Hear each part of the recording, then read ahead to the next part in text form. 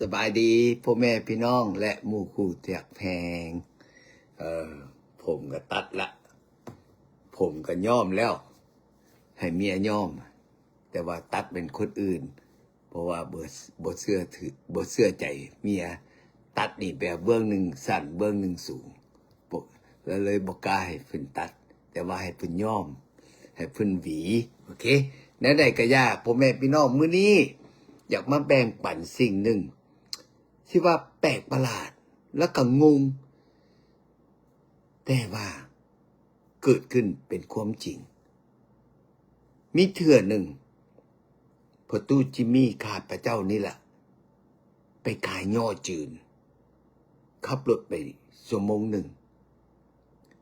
แต่ว่าขายย่อจืนตัวนี้โบแม่นไปขายต่อหน้าวอร์มาร์ทอย่างเนาะแต่ว่าก้อน2 มื้อไปเอาข้าพเจ้าเทคออเดอร์เนาะให้คนสั่งเรียบร้อยแล้วมืดนั่นมือต่อมาแล้วเอาไปพบเขาแล้วเอาไปให้เขาแล้วเขามาเอาอยู่สถานที่นัดกันเรียบร้อยก้อนมือหนึ่งแล้วมือไปส่งเครื่องตอนเศร้ากับเบิ้งเวเดอร์เบิ้งอากาศว่าฝนมันสิตกบ่พ่อแม่พี่น้อง100%มันเขียนข้าพเจ้าก็ห่วงแต่ห่วงว่าถ้าเอาเครื่องไปแล้วฝนตกนะเขาสิมาเอาแนวใด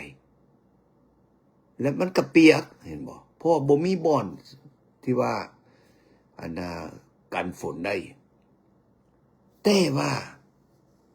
แปลกประหลาดอยู่ใส่พ่อแม่พี่น้องตอนขับไปฝนก็ยังตกแต่ว่าใกล้ไปฮอดสถานที่มอง5 นาทีฝนหยุดยอดหนึ่งก็บ่ตกพ่อแม่พี่น้องนะโมตัสสะพ่อแม่พี่น้อง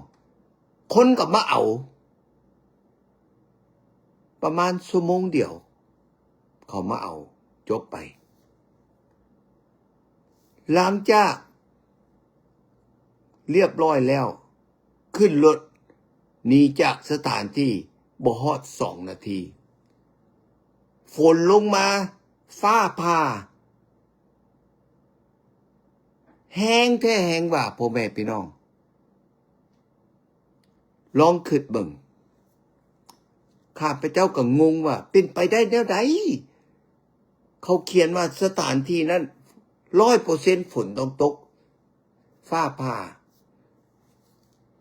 ลมแห้งแต่ว่าเป็นไปได้แนวใดว่าภายในชั่วโมงนั่นน่ะฝนบ่ตกฟ้าบ่ผ่าขึ้นฮอดรถขับไป2 นาทีเอาแล้วอันนี้แหละข้าพเจ้าเชื่อแท้เชื่อว่าข้ามาความหมายว่าเฮาทำสิ่งดีและสิ่งดีสิเกิดขึ้นนำเฮาความหมายว่าจุดประสงค์ข้าพเจ้าแม่นสิไปขายย่อจืนหาลายเก่าให้ห้องหมอเด็กน้อยเพราะจังสั้นอาจจะพระพุทธเจ้าเบิ่งแยงว่าให้ข้าพเจ้าไปส่งให้มันสำเร็จบ่ให้มีปัญหาอย่างเห็นบ่อันนี้แหละข้าพเจ้าเชื่อแต่พ่อแม่พี่น้องทำดีมันต้องเกิดขึ้นที่ว่าให้มันสำเร็จเรียบร้อยเพราะจังสั้นข้าพเจ้าสิมาแบ่งปันมื้อนี้อยากให้ทุกท่านชื่อเมียนถ้าเฮาสร้างความดีนะบ่มีปัญหาพ่อแม่พี่น้องเพราะจังสั้นพยายามซอยสังคมสร้างความดีให้ตนเองและคนอื่นพ่อแม่พี่น้องเอ้ยแม่นสร้างความดีมันยากกว่าสร้างบาปสร้างกรรมเพราะว่าอย่างสร้างความดี เขาต้องเสียสละเวลา เสียเงินเสียคำแต่ว่าสิ่งดีมือใดมือหนึ่งต้องได้กลับคืนมาหาหมวดเฮาเสื้อบ่เสื้อแล้วแต่ทานแต่ว่าข้าพเจ้าเฮ็ดมาหลายปีแล้ว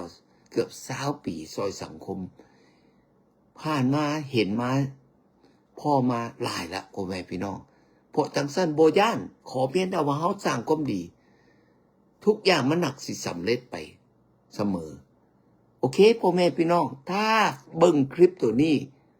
เห็นดีแบ่งปันให้คนอื่นเรียนรู้ให้คนอื่นไปสร้างความดีให้ตนเองและคนอื่นโอเคขอบใจพ่อแม่พี่น้องพบกันโอกาสหน้าบ๊ายบาย